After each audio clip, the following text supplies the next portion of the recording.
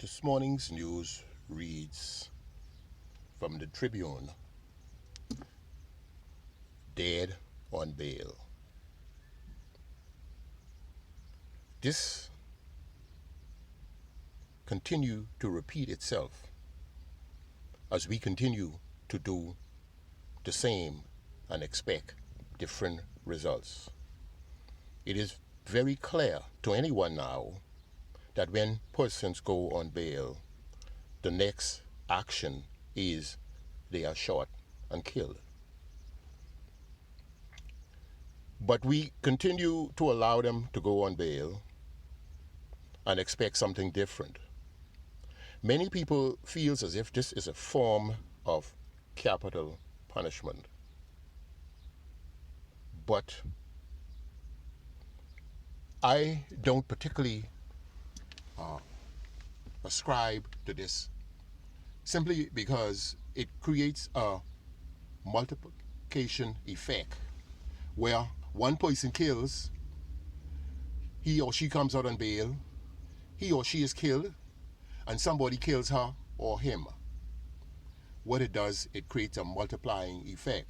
If the state take the necessary action in preventing these killings from occurring, it means that it will be a tremendous reduction in the number of persons being killed on our streets. We don't expect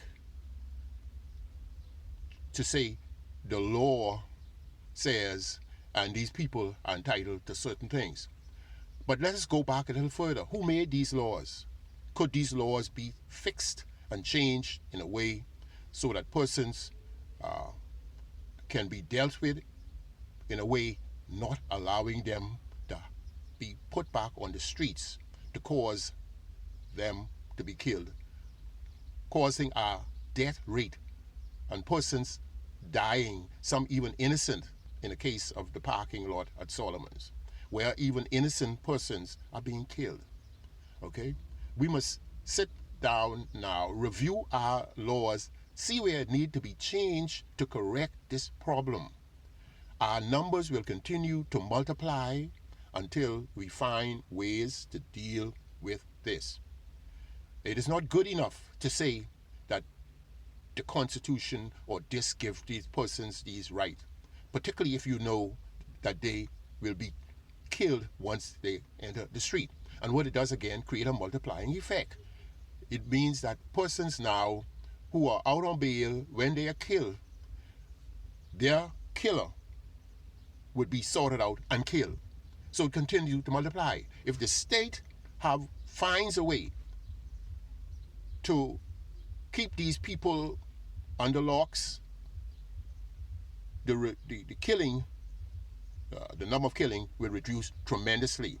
As it was said by the police chief, out of, I'm going to use a wild figure, out of about, say, 20 persons killed, 11 or 12 of them were out on bail. If the system had dealt with it correctly, those 11 or 12 persons would not have been on bail to be killed. What it would mean then, the numbers would have been around 9 or thereabouts. Killings and crime will not just stop. Countries all over the world is faced with that. One of the things that helps to spread crime and copy criminals is the internet and social media, where if you notice now, many persons seeming to be copying what is going on around the world. Whatever the gang movements, just the same in Chicago as it is in the Bahamas, Turks and Caicos, Jamaica, and other countries around the world. Each country must sit, encourage their people to either vote in referendums, if necessary, to change the law, to save our reputation and to save our children. The other thing is this recent killing, the relatives seems as if they don't want the police to do their job and to just allow killing and because of the persons that they may love and we love should just be allowed to run the streets and have their way, and the police not making checks. Police don't ever come around my place. You know why? Because I don't ever be suspected of killing anybody. Okay? If we continue to do the same thing and expect results, better results, it is clear madness, as one philosopher said. Doing the same thing and expecting different results is madness, and this is what it is about. It is madness. It is not good enough for our politicians to sit down and say, it is their rights. Okay, you are the politicians. You are the persons who created these laws to give these rights. And I remember, I think it was Minnis mentioned that you need to to do some things, you have to take the rights of people.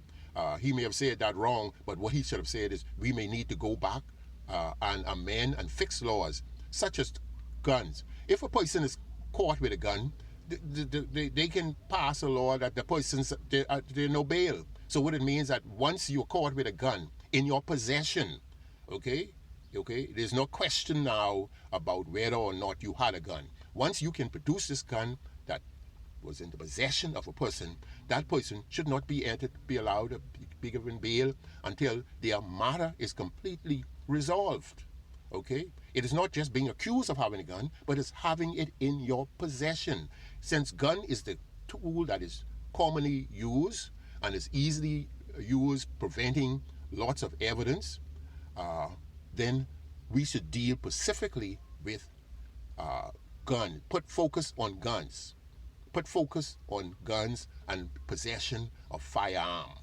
Okay? Now, politicians have a problem with this because politicians want to be able to have the flexibility for when their favorite people is caught up and their parents come and say, my child is being accused, what are you going to do? I want my child released. Politicians should be brave enough to stand up and say, we will not interfere with the law, and the law will take its course. And until we no longer have these corrupt politicians in place,